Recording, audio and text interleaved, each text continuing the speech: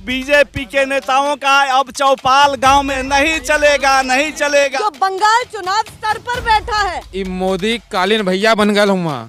अब इनके समझ में आ जाए कि मिर्जापुरिया कैसे कालीन भैया के ठीक करें। जो दिल्ली में हुआ वही बंगाल में होगा। वहाँ का खुद मैं वहाँ का निवासी हूँ। पुरियों के चक्कर में तो ये बिल्कुल भी ना पड़े। पार्लियामेंट में गेहूं बिकेगा, गेहूं बिकेगा। नहीं नहीं नहीं, कुछ नहीं। पहले से भी बुरा हाल हो गया है। हवाई रूट बनारस से है, उसको भी हम लोग हैक करने बैकफुट पे आएगी, जमीन पे गिरेगा। हेलीकॉप्टर को पंखा चले ना, इसी तरह से इन्हें पंखे। कुछ नहीं, कुछ नहीं। रसगुल्ला, बंगाली रसगुल्ला। मिर्जापुरी बगल में छुरी।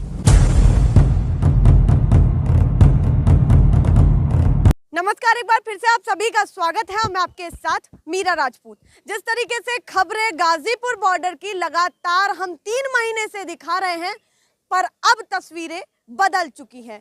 सबका कहना सेंचुरी मार चुके हैं, सबका कहना यहाँ पर भीड़ नहीं है, जा चुके हैं किसान। तो ये यहाँ पर कौन है, पर बता देती हूँ ये यहाँ पर कौन है। ये है मिर्जापुरिया।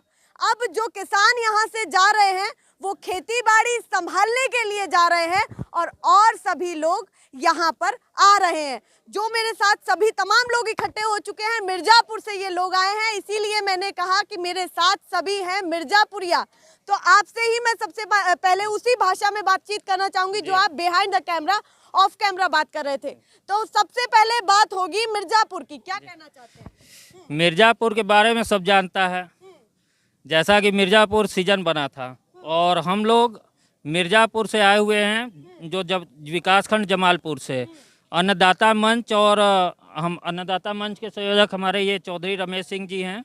इनके नेतृत्व में और किसान यूनियन के नेतृत्व में हम लोगों ने जैसा जैसा राकेश टिकैत जी ने आह्वान किया वो सारी चीज़ें हमने की। जो 26 तारीख को यहाँ वाक़या हुआ, या 26 तारीख को भी आप यही थे? जी, हम और ये हमारे मंगल सिंह, हम लोग हाँ, और ये हम लोग दोबारा आए हुए हैं कि एक महापंचायत हम अपने ज़िले में करवा सके, जिससे कि जो किसान अभी दब के हैं वो खुल के बाहर आए। चिंगारी तो सबके अंदर है, लेकिन बाहर नहीं आ पा रही है पूरी तरह से। एक बार राकेश टिकैत जी की आवाज़ उनके दिल में चली जाएगी तो वो खुल के आएंगे आंदोलन में। और जैसा कि हमने बताया, दूर चिंगारी की बात की तो मिर्जापुरिया में कितनी चिंगारी भरी हुई है, सरकार को क्या दिखाना है? बहुत है। वो तो आपका चुनाव आ रहा है, चुनाव में ही पता चल जाएगा उन्हें कि मिर्जापुरिया है क्या। तो क्या बोल रहे हैं? मिर्जापुरियों का ये कहना है, बहुत पहले की कहावत है, मिर्जापुरी बगल में छुरी। ये बहुत पुरानी कहावत है और अभी अपने ठेठ भाषा में हम समझाए थे सरकार के कि एकर परिणाम आवे वाले विधानसभा चुनाव में उनके समझ में आ जाए कि मिर्जापुर के लोग क्या हुआ। जो अभी चिल्लात हुआ कि पश्चिमी उत्तर प्रदेश का ही आंदोलन है, पंजाब का है, हरियाणा का है। हम लोग पूर्वांचल से हैं और मिर्जापुर जिले से यहाँ पे आए हैं, और वहाँ भी जैसे यहाँ के लोग हैं वैसे वहाँ के लोग भी हैं। और अभी कह रहे हैं कि तस्वीरें बदल देंगे, तो फिर क्या होने वाला है इस यूपी में 2022 में, या फिर जो बंगाल चुनाव स्तर पर बैठा है, किसकी टोपी वहां पर लहरेगी, किसका नाम होगा? अरे हमारे सरकार जो है इस टाइम बने हुए हैं, हम दो और हमारे दो, ये वाली बात बोल जो हैं वो लोग, उन लोगों को तो भैया अपने ईवीएम पे इतना भरोसा है कि वो लोग जो मर्जी वो बोल रहे हैं। हम ईवीएम पे भरोसा है जो, या फिर राष्ट्रवादी, जिस तरीके से वो कहते हैं हमारे साथ वो लोग हैं जो राष्ट्रवादी हैं, हमारे साथ वो लोग हैं जो वाकई इस देश का हित चाहते हैं। तो फिर आप कौन है भैया? राष्ट्रवादी अगर उनके साथ है तो इतने ये जुटे, ये क्या है? इनको आतंकवादी बता रहे हैं, यही कहने का उनके मतलब है। तो आके फिर बात क्यों आतंकवादियों से करते हैं? ये सरकार जो है आतंकवादियों से बात करने के लिए क्यों बुलाई इतनी बार? पहले कुछ कहते हैं, उसके बाद वही लौट आते हैं। उनका वही वो जुमलेबाजी है ना, जुमलेबाजी वाली सरकार है ये। जुमलेबाजी हमेशा से करती आई है और आगे भी हमेशा से करती रहेगी। और मिर्जापुरियों के चक्कर में तो ये बिल्कुल भी ना पड़े। अगली बार जो था, आदमी एक बात बोले थे हमारे प्रवक्ता यहीं पे कि भैया ये हम ही लोगन का करनी है जो हम लोग भुगता ही जा।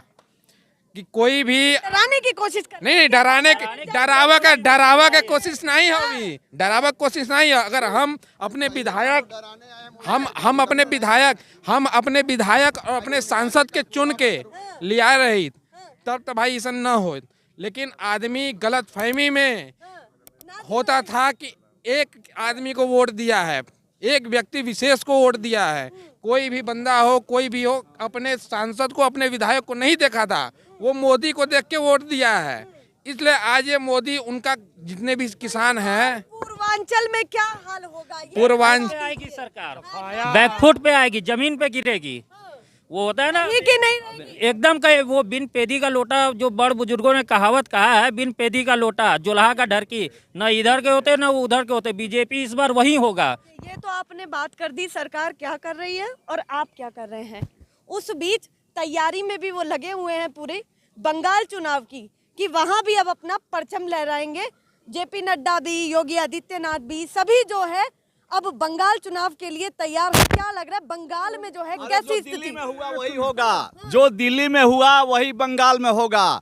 रसगुल्ला जरूर इनको पांच में मिलेगा। से एक भी नहीं। नहीं नहीं नहीं, कुछ नहीं। रसगुल्ला, बंगाली रसगुल्ला बहुत, वो इनको मिलेगा, वो मिलेगा और कुछ नहीं। रसगुल्ला मिलेगा बंगाली भी और तमिलनाडु का भी, केरल का भी, पांडिचेरी का भी। अब की बार इनको रसगुल्ला मिलेगा, ये लोग खा के आराम करेंगे। करेले वाला फ्लेवर, क्या कर रहे हैं? करेले वाला फ्लेवर, तीखा रसगुल्ला, उसके अलावा कुछ नहीं। जो छत पे चढ़ने की कोशिश कर रहा है, पहली ही सीढ़ी में बार बार गिर रहा है, वो छत पे क्या चढ़ेगा? एमसीडी बड़े उतावले हैं।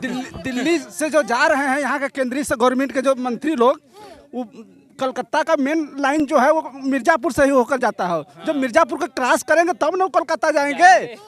कोलकाता जाएंगे कहाँ से? हम लोग मिर्जापुर से क्रॉस ऊपर से कहाँ जाएंगे? एक बात मैं भी ऊपर बोलना से चाहूंगा। भी हवाई रूट बनारस से है, उसको भी हम लोग हैक कर लेंगे तो कहाँ से जाएंगे इस बार? हवाई से याद आया, हवाई जहाज की भी बात हुई थी कि हवाई जहाज में घुमाएंगे। तो आप आगे आइए था, हवाई जहाज में भी घुमाएंगे। कितना घुमाया, क्या हुआ हाल? अब की बार हम इन्हें ऐसे हवाई जहाज में घुमावेंगे जैसा हेलीकॉप्टर पर वो पंखा चले ना, इसी तरह से इन्हें पंखे पर चढ़ा देंगे हम। तो हवाई चप्पल वालों को हवाई जहाज में घुमाने की बात हुई थी, क्या हुआ बताइए? मैं तो ये कह रहा हूँ हवाई जहाज के अंतरिक्ष यान खरीद लो और ट्रेन खरीद लो, जापान की बुलेट प्रूफ। शक्ल तो बदलने वाली है नहीं, चाहे सूट बूट की सरकार हो। पहली बात तो ये विजय माल्या जो भगौड़ा है ना, मोस्ट वांटेड किंगफिशर का, पहले मोदी उसको पकड़े, बाद में शक्ल अपनी आप ही चेंज हो जाएगी। दाऊद इब्राहिम को पकड़े तो प्रधानमंत्री है, अन्यथा कोई प्रधानमंत्री नहीं है। सब झूठ बोल करके देश को बर्बाद कर दिया है। चलिए सीधी बात, जो इस देश का विनाश करने में लगे हुए थे, पैसा लेकर के भागे, उनको पकड़िए, जब तो मानेंगे आपको जो है कि आप प्रधानमंत्री हैं। चलिए और भी बहुत सारे लोग हैं। ऐसा है पहले बहुत हाँ, क्या कर रहे हैं? मेरा घर जो है मोदी जी के संसदीय क्षेत्र बनारस में भी है, और वहाँ का ये हाल है कि नमामि गंगे के ऊपर ये लोग फंड गवर्नमेंट से 1026 करोड़ रुपए ये लोग पास कराएं, और गंगा जी की आज वो हालत है, जिनको ये बोले थे गंगा माँ ने मुझे बुलाया है, आज बद से बदतर उनका पानी हो गया है। पहले से भी बुरा हाल हो गया है, और हजारों करोड़ों रुपए का करके ये लोग अपने में घोटाला करके सारे नेतागिर संसदीय क्षेत्र में काम नहीं कर कुछ नहीं कर रहे। विकास के नाम पे जीरो है, जीरो। मैं वहाँ का निवासी हूँ, मैं वाराणसी से हूँ, मैं उनके वहाँ का जानता हूँ कितने वो रहते हैं और कितना वहाँ पे विकास हुआ है।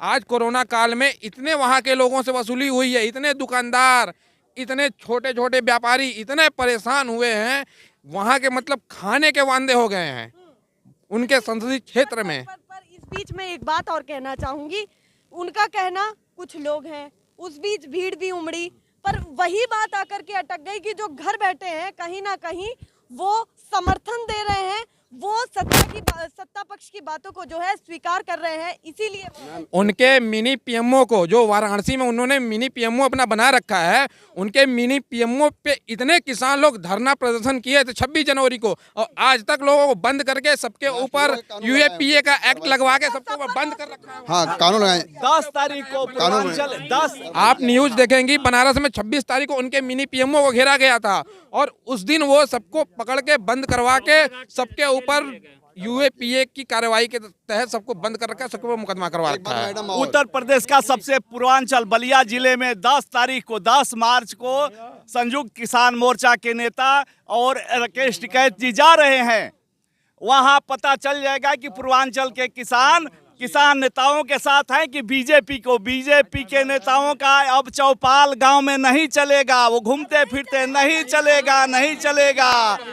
एक मस्त जी घूमते थे, वीरेंद्र सिंह मस्त जी, अब घर से नहीं निकल रहे हैं। वो एमपी बनाए थे, किसान नेता बनाए थे, लेकिन अब घर से निकलना बंद है। 2022 में हालत खस्ता है। ये फिर कुछ नाम बदलेंगे, फिर चुनाव में जाएंगे, लेकिन अब कहीं कुछ होला नहीं है। लोग समझ गए कि सियार है, ये शेर नहीं है, ये धोखा देने वाला गिद्दड़ है। अब इसके साथ नहीं रहना है। लोग जो बजट सत्र में बातें की गई थी उसका क्या हुआ? अरे सही नहीं लगी क्या? बजट सत्र में अभी तो रेलवे का टिकट प्लेटफार्म पर जाने के लिए 30 रुपया, किसी दिल्ली स्टेशन पर चले जाइए तो प्लेटफार्म पर जाने के लिए 30 रुपया धीरे धीरे बढ़ा दिया। पैसेंजर ट्रेन का किराया एक्सप्रेस के बराबर कर दिया। अभी तो ये पता चल रहा है डीजल और पेट्रोल का कर रहा है कि अभी बढ़ेगा। आप साइकिल पर चलो। अरे पार्लियामेंट के लोग कितने साइकिल पर तुम्हारे मेंबर चलते हैं? अपने लिए तो ट्रंप वाली हवाई जहाज खरीदा कि हम उसी कंपनी का हवाई जहाज से उड़ेंगे, और हमको करा कि साइकिल पर। आम जनता कितनी उड़ी? आम जनता को सड़क पर ला दिया। और गुजरात का एक आदमी परसों पूरा परिवार 3 पीढ़ी, उसकी पत्नी, वो लड़का, बहू और नाती, सबको जहर दे के आत्महत्या करना पड़ा गुजरात में। और क्या होगा? पर मैं लास्ट टिप्पणी आपसे ही चाहूंगी मिर्जापुरिया स्टाइल में, क्योंकि हमारा वही जो है टॉपिक था।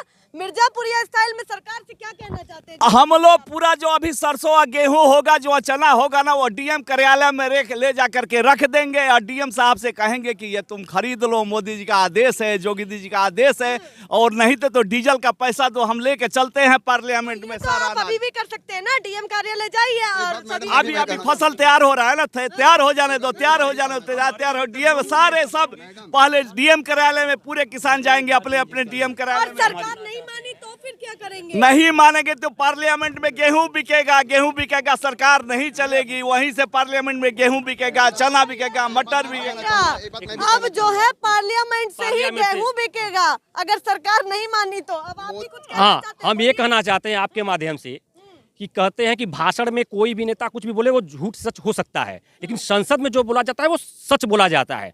लेकिन क्या आप बता सकती हैं या चैनल कोई मीडिया बता सकता है परिवार कि जो संसद में, राज्यसभा में हमारे आदरणीय प्रधानमंत्री मोदी जी बोले थे कि ये आंदोलन जीवी हैं, परजीवी हैं, तब जाकर उनको एक रात सोने के बाद जब लोकसभा में बोले तब इनको एहसास हुआ कि नहीं, हम थोड़ा सा गलत बोल दिए हैं, तो वो पवित्र आंदोलन बोले किसानों को। लेकिन शायद उनको ये भूल गए वो कि खुद वो आंदोलन जीवी रहे हैं। वो जो 16-18 साल से जहाँ तक हम उनके बारे में कुछ जानते हैं, वो आंदोलन करते आए, हर आंदोलन में वो कूदे हैं। और हमारा स्वतंत्रता सेनानी आज जो जीवित हैं, 1947 में जो मतलब आंदोलन किए थे, वो 104 वर्ष के हो गए, वो भी हर आंदोलन में जाते हैं। क्या वो भी आंदोलन जीवी पर जीवी हैं? और दूसरी बात, जैसा कि कृषि मंत्री जी हमारे बोले हैं लोकसभा में कि कोई बताए इसमें काला क्या है, विपक्ष बताए काला क्या है, किसान अब तक नहीं बता पाए काला क्या है। एक दूसरा झूठ, पहला झूठ बोले हैं, दूसरा झूठ बोले हैं। अब ठीक है, ये काला वाला अगर जनता भ्रम में है, आम जनता जो सोच रही है कि किसान गलत ये आंदोलन कर रहे हैं, उनसे मैं पूछना चाहता हूं,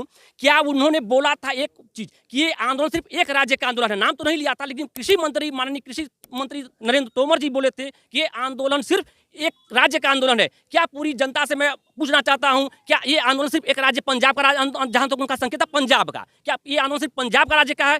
पूरा जनता देख रही है कि ये हरियाणा का भी है, अब मीडिया का पश्चिमी उत्तर प्रदेश का, जैसे कि हम लोग पूर्वांचल से, मिर्जापुर से आए हुए हैं, राजस्थान में आप देख रहे हैं। तो इसका मतलब वो संसद में झूठ नहीं बोल रहे हैं? इसका मतलब जब संसद में ये झूठ बोल सकते हैं कि आंदोलन सिर्फ एक राज्य का आंदोलन है, इसका मतलब कि कालीन कानून के बारे में झूठ बोल रहे हैं। क्या सरकार का झूठ पकड़ा गया? क्योंकि ये खुद कह रहे हैं कि अलग अलग जगह से ये सभी लोग आए, तो आप कैसे कह सकते हैं कि ये केवल एक ही राज्य का आंदोलन है? अब आप इस बीच कह रहे थे जल्दी। हाँ बेटे, ऐसा है, देखो सरकार ऐसी है, स्पेन एक देश है और वहाँ 10 दिन किसानों ने वो करा है अपना आंदोलन, और 10 दिन में उन्होंने उन पे आम MRP लागत मूल्य लगा के और उसको MSP में बदल दिया, और ये प्रावधान पैदा कर दिया कि MSP से कम कोई भी व्यापारी अगर खरीदेगा तो सजा का हकदार होगा।